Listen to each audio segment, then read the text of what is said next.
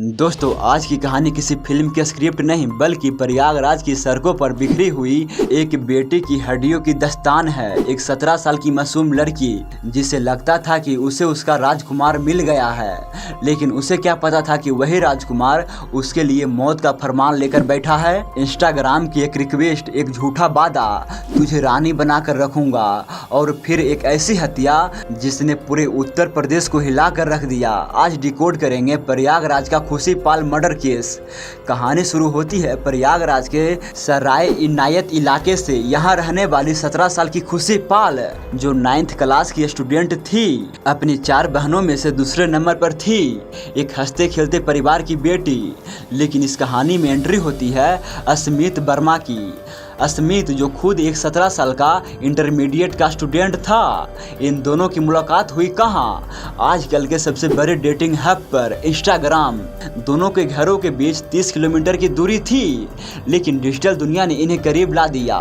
इस दोस्ती में एक मीडिएटर भी थी, रिया पटेल, जो अस्मित की दोस्त थी और खुशी की भी जान पहचान वाली। अस्मित उसे अपनी मुंह बोली बहन बताता था।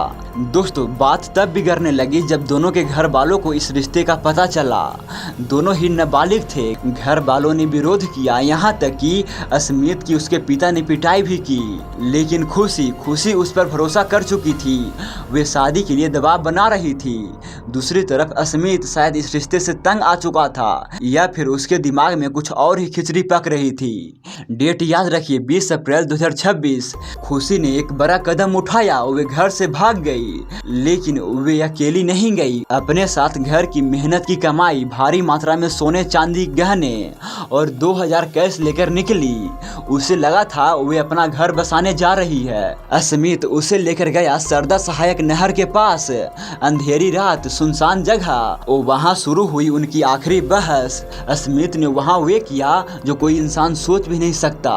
उसने चाकू से खुशी पर कई बार किए। जब इतने से भी मन नहीं भरा तो उसने खुशी के रुपट्टे से उसका गला घोट दिया। उसने लाश को नहर के किनारे झाड़ियों में फेंक दिया और ऊपर से कचला डाल दिया ताकि किसी को पता न चले। 21 अप्रैल को खुशी की मां सुनीता देवी ने अपहरण का केस दर्ज करवाया। पुलिस तलाश कर रही थी, लेकिन 17 दिनों तक कुछ नहीं मिला। मई के पहले हफ्ते में जब पुलिस ने अस्मित को उठाया और सख्ती से पूछताछ की तो उसने सब उगल दिया। जब पुलिस उसे लेकर नहर के पास गई तो वहां जो मिला वे देखकर पत्थर दिल भी रो पड़े। 17 दिन बीत चुके थे, लाश सड़ चुकी थी, जंगली जानवरों ने उसे नोच खाया था। माँ सुनीता के सामने जब बेटी का शव आया तो सिर्फ कुछ हड्डियां और कपड़े बचे थे। एक माँ के लिए इससे बड़ा दर्द क्या होगा कि वे अपनी बेटी का चेहरा तक नहीं आखिरी बार देख पाई। अब सवाल ये उठता है कि एक 17 साल के लड़के ने इतना बड़ा जुर्म क्यों किया। पुलिस की माने तो 2 बड़े कारण सामने आए हैं। पहला, शादी का प्रेशर। अस्मित घर वालों की मार और खुशी के शादी के जीत से परेशान था। दूसरा, लालच। खुशी अपने साथ भारी मात्रा में गहने लाई थी। कहीं न कहीं वे गहने भी इस हत्या की वजह बने। अस्मित को अरेस्ट कर लिया गया है। रिया पटेल से पूछताछ जारी है और अस्मित का पूरा परिवार फिलहाल फरार है। दोस्तों, खुशी की मां आज एक जान के बदले 4 जानें मांग रही है। बहनें इंसाफ की गुहार लगा रही है। लेकिन इस हादसे से हमें क्या सीखना चाहिए? पहला, डिजिटल ट्रस्ट। इंस्टाग्राम पर रानी बनाकर रखने वाले वादे अक्सर कब्रिस्तान तक ले जाते हैं।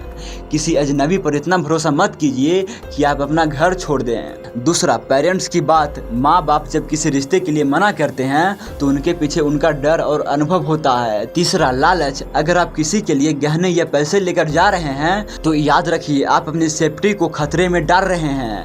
प्रयागराज का ये मामला एक सबक है हर उस लड़की और लड़के के लिए जो डिजिटल प्रेम में अंधे हो जाते हैं। खुशी तो चली गई, लेकिन पीछे छोड़ गई एक ऐसा सवाल कि क्या सोशल मीडिया की दोस्ती इतनी सस्ती है? इस केस पर आपकी क्या राय है? नीचे कमेंट में जरूर बताइए। और ऐसे ही क्राइम रिलेटेड वीडियो देखने के लिए हमारे चैनल को सब्सक्राइब करना ना भूलें।